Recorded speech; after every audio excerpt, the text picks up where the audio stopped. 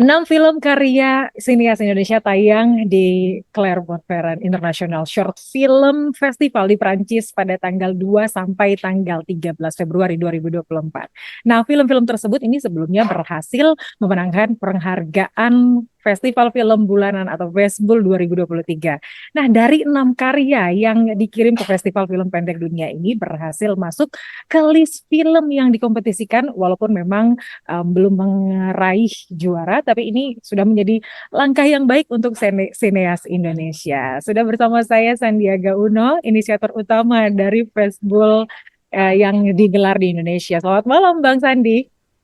Selamat malam, Assalamualaikum warahmatullahi wabarakatuh, Mbak Yuli. Apa Terima kasih. kabar, Bang Sandi? Alhamdulillah, mengucap syukur. Bang Sandi ini setelah mengetahui akhirnya film Indonesia diapresiasi di skala internasional, sebagai inisiator utama seperti apa nih? Akhirnya mengetahui film Indonesia masuk ke dan diapresiasi skala internasional begitu. Ya, tentunya kita sangat bersyukur ada 6 kategori film pendek dalam Facebook, seperti film fiksi terbaik, dokumenter terbaik, ide cerita terbaik, visual, audio terbaik, dan film pilihan.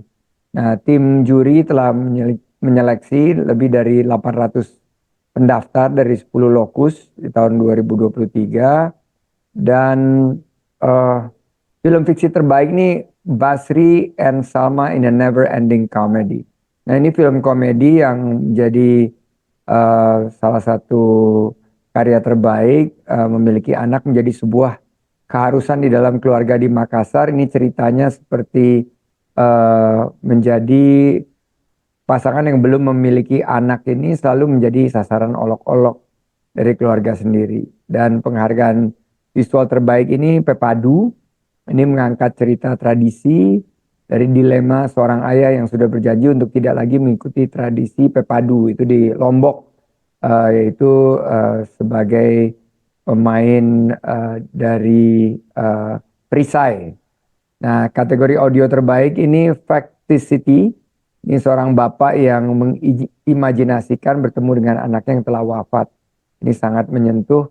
Dan ada juga romansa di balik pagar akal. Ini sepasang ODGJ yang dinyatakan sembuh dan hidup normal seperti orang biasa dan akan menikah.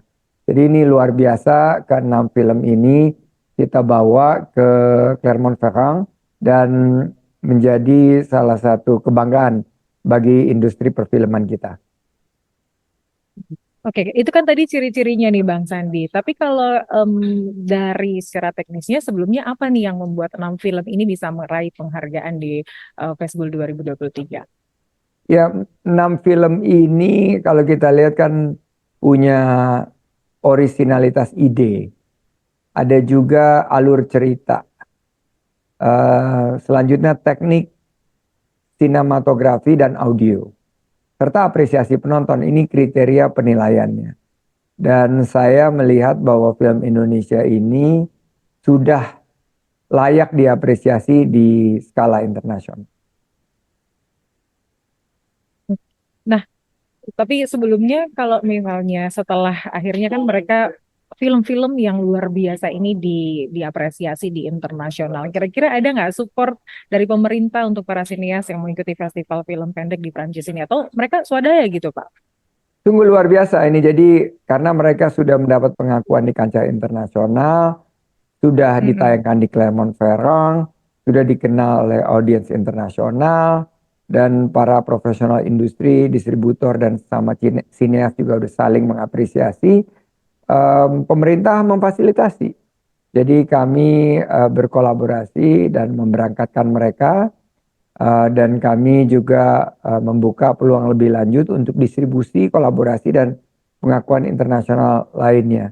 Dan Clermont-Ferrand ini adalah wadah pasar film pendek terbesar di dunia, dan kita memfasilitasi kesuksesan bagi komersialisasi distribusi film pendek yang lebih luas. Jadi kami mendukung para sineas ini melalui bantuan akomodasi, transportasi, juga fasilitasi kesempatan networking, pertukaran ide dan pengetahuan, sampai membuka booth di area short market film.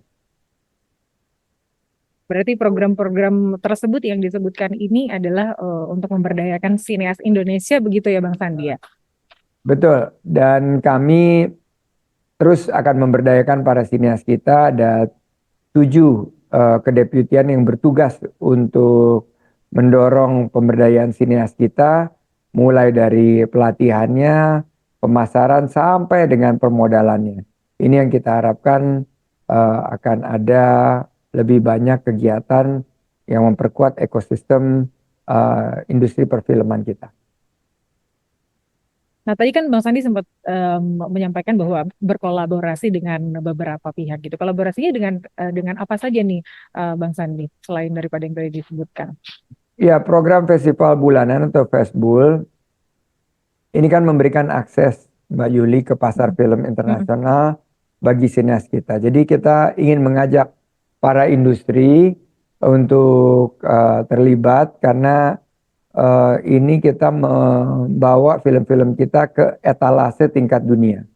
Sehingga nanti akan memberikan eh, penghargaan dan kebanggaan tersendiri bagi para pelaku sektor ekonomi kreatif film. Karena para distributor, pembeli, dan para profesional industri dari seluruh dunia seperti pasar film Cannes dan Clermont-Ferrand ini adalah pasar yang bisa memicu minat besar dari industri perfilman dunia kepada perfilman Indonesia. Dan seandainya kita rutin terus mengirim film-film pemenang ke festival film seperti ini akan terus meningkatkan peluang. Apalagi ada program pertukaran film nih. Ini kolaborasi era baru dengan 5 negara, Brazil, mm. Prancis, India, Norwegia, dan Polandia, yang akan berkolaborasi sehingga film-film Faceball termasuk Basri and Salma in a Never Ending Comedy ini bisa tampil dalam pertukaran film. Kami meyakini dengan meraih prestasi prestisius ini, untuk film Basri dan Salma ini bisa ikut andil dalam kompetisi resmi internasional di Festival Film Pendek Internasional Clermont-Ferrand. Nah, jadi ini berarti sekarang posisinya semua kru dan juga yang akan menghadiri Fairmont Festival ini kira-kira sudah sampai di sana atau gimana nih Bang Sandi?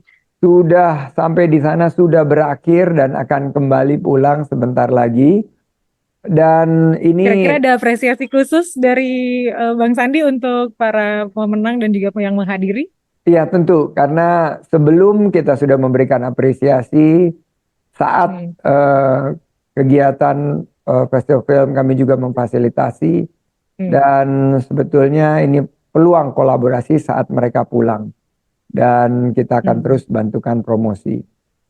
Kita akan Hmm. terus mendorong Indonesia sebagai pusat ekonomi kreatif terkemuka dengan subsektor unggulan film, dan kita tingkatkan pertumbuhan ekonomi karena film ini banyak menciptakan peluang usaha dan lapangan kerja, Mbak Yuli. Dan di samping itu ini juga mempromosikan pariwisata kita, menunjukkan kekayaan budaya serta alam Indonesia ke dunia, dan akan menarik kunjungan wisatawan mancanegara ke Indonesia.